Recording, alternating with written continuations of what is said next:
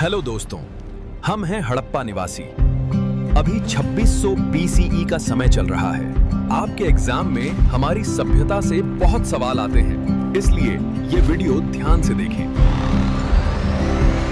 आज से करीब 5000 साल पहले हमारे देश की धरती पर ऐसी सभ्यता बसती थी जो न सिर्फ शानदार शहरों का निर्माण करती थी, बल्कि बेहतरीन नालियां, चमकदार बर्तन और अनोखी मूर्तियां भी बनाती थी। जी हाँ, मैं बात कर रहा हूँ हड़प्पा सभ्यता की। स्वागत है आपका हमारे शहर मोहेंजोदारो में। साल लगभग 2600 BCE है। आइए चलते हैं उस दौर में जहाँ से हमारी इतिहास की सबसे पुरानी और रहस्यमयी कहानी शुरू होती है। ये लगभग 2500 साल ईसा पूर्व ये सभ्यता दक्षिण एशिया के पश्चिमी हिस्से में फैली हुई थी, वो इलाका जो आज पाकिस्तान और पश्चिमी भारत कहलाता है। आपको जानकर हैरानी होगी कि सिंधु घाटी सभ्यता उस समय मिस्र, मेसोपोटामिया और चीन जैसी दुनिया की सबसे पुरानी सभ्यताओं से भी कहीं ज्यादा उन्नत थी। सन 1920 में जब भारतीय पुरातत्व विभाग ने यहाँ खुदाई करवाई तो हड़प्पा और मोहनजोदड़ो जैसे दो बड़े नगरों की खोज हुई।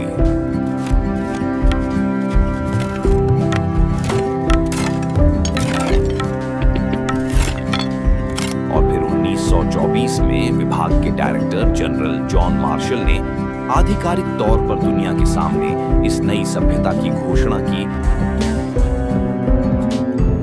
हड़प्पा सभ्यता अपनी बेहतरीन शहर बनाने की योजना के लिए जानी जाती थी। मोहनजोदड़ो और हड़प्पा जैसे नगरों में ऊंचाई पर दुर्ग बने हुए थे, जहां शायद ऊंचे दर्जे के लोग रहते थे। यह है हमारा मोहनजोदारो, पश्चिमी हिस्सा जिसे हम नगर दुर्ग कहते हैं, ऊंचे स्थान पर बना है। यह है पूर्वी हिस्सा जो नगर दुर्ग से बड़ा मगर निचले स्थान पर है। यहाँ हम जैसे आम लोग रहते हैं। इन दुर्गों के नीचे ईंटों से बने आम लोगों के घर हुआ करते थे। इस सभ्यता की सबसे खास बात थी ग्रिड सिस्टम, मतलब सड़कों को इस तरह बनाया जाता था कि वे एक दूसरे को सीधी 90 डिग्री पर काटे।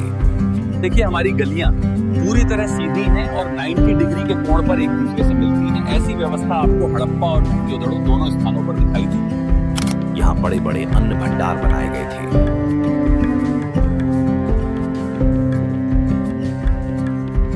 हड़प्पा सभ्यता वाले पक्की ईंटों का इस्तेमाल करते थे, जबकि उसी समय मिस्र में कच्ची ईंटों का प्रयोग होता था।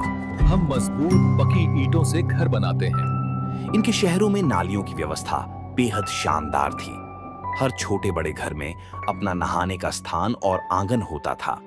कालीबंगा में ज्यादातर घरों में कुएं नहीं मिले। लोथल और धौलावीरा जैसे नगर मजबूत दीवारों से घिरे हुए और हिस्सों में बटे हुए थे। ये है हमारा महान स्नानागार, पक्की ईंटों और जलरोधी गारे से बना। हड़प्पा सभ्यता के लोग कांसे की चीजें ढालना जानते थे।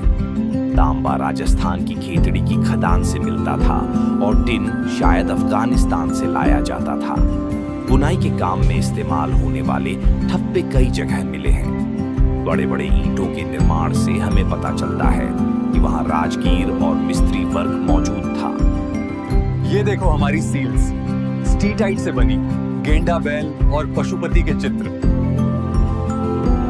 हड़प्पा वाले नाव, मनके और मोहरे भी बनाते थे।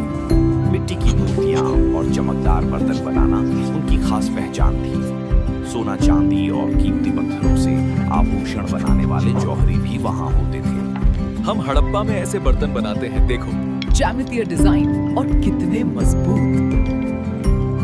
सिंधु घाटी सभ्यता से बहुत ही कम लिखित प्रमाण मिले हैं और जो मिले हैं वो आज तक पूरी तरह पढ़े नहीं जा सके।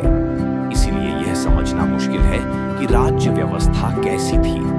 किसी मंदिर के प्रमाण नहीं मिले हैं, इसलिए माना जाता है कि पुजारियों का कोई खास प्रभुत्व नहीं था। कई विद्वानों का मानना है कि हड़प्पा सभ्यता व्यापारी वर्ग के हाथों में थी। कुछ विद्वानों का यह भी कहना है कि वहां कोई शासक वर्ग नहीं था, सबको बराबरी का दर्जा मिला हुआ था। वहीं कुछ अन्य विद्वान मानते हैं कि अलग अलग शहरों में अलग शासक वर्ग मौजूद थे। धर्म, मिट्टी की मूर्तियों से पता चलता है कि लोग पृथ्वी को उर्वरता की देवी मानते थे और उसकी पूजा करते थे। मिस्र के लोग जैसे नील नदी को देवी मानते थे, वैसे ही पुरुष देवता के रूप में मोहरों पर एक 3 सींगों वाला चित्र मिलता है, जिसे योगी की मुद्रा में बैठे दिखाया गया है। उसके चारों तरफ हाथी, बाघ, गैंडा और भैंसा बने हुए हैं। पैरों के पास हिरण है। देखो, हमारी ये मोहर, बीच में योगी मुद्रा में त्रिशूल चित्र, चारों ओर हाथी, बाघ, गैंडा, भैंस। इस चित्र को बाद में पशुपति महादेव का रूप माना गया। कई पत्थरों पर लिंग और स्त्री जनन अंग के चित्र मिले हैं। मैं मोहनजोदड़ो का पुजारी हूँ। देखिए, मेरे वस्त्रों पर सुंदर डिजाइन और मेरी लंबी दाढ़ी। हड़प्पा के लोग पेड़ों और जानवरों की पूजा भी करते थे। हम पेड़ों और जानवरों की पूजा करते हैं। प्रकृति ही हमारा देवता है। उनके लिए सबसे खास जानवर था एक सींग वाला गैंडा और कुबड़ वाला सांड। बहुत से ताबीज भी खुदाई में मिले हैं। अर्थव्यवस्था, हजारों मोहरों, समान लिपि, वजन और माप की पद्धति से साफ है कि व्यापार इनकी जिंदगी का अहम हिस्सा था।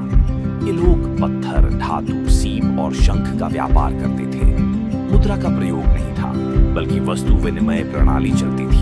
हमारे बाजार में हम बर्तनों को अनाज से बदलते हैं। देखो, यहाँ सब कुछ वस्तु विनिमय से चलता है। हमारी संस्कृति की जान। अरब सागर के किनारे इनकी समुद्री यात्रा व्यवस्था भी बहुत अच्छी थी। उन्होंने उत्तरी अफगानिस्तान तक अपने व्यापारिक ठिकाने बना रखे थे, जिससे मध्य एशिया से संपर्क आसान हो जाता था। हड़प्पा वाले लेपिस लाजुली मार्ग से भी व्यापार करते थे, जो अमीर वर्ग की पसंद माना जाता था। हम मेसोपोटामिया तक व्यापार करते हैं। अभी हम लोथल पहुंचने वाले हैं। यही हमारा सबसे बड़ा समुद्री व्यापार केंद्र है। अब सवाल ये उठता है कि आखिर इतनी महान और उन्नत सभ्यता अचानक गायब कैसे हो गई। इतिहासकार मानते हैं कि लगभग 1800 ईसा पूर्व के आसपास सिंधु घाटी सभ्यता का पतन शुरू हो गया था, लेकिन इसके कारण आज भी पूरी तरह साफ नहीं है। कुछ विद्वानों का मानना है कि इंडो यूरोपियन जनजातियां, जिन्हें हम आर्य कहते हैं, उन्होंने आकर इस सभ्यता पर हमला किया और धीरे धीरे इसे कमजोर कर दिया।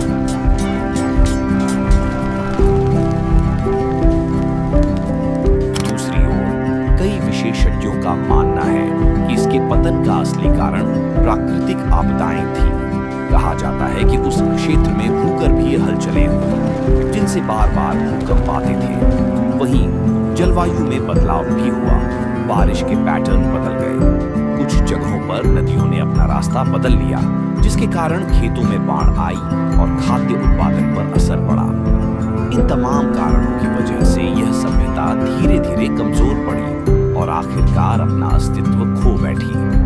मतलब, सिंधु घाटी सभ्यता का पतन अचानक नहीं हुआ, बल्कि यह एक धीमी प्रक्रिया थी जो कई कारणों से मिलकर हुई।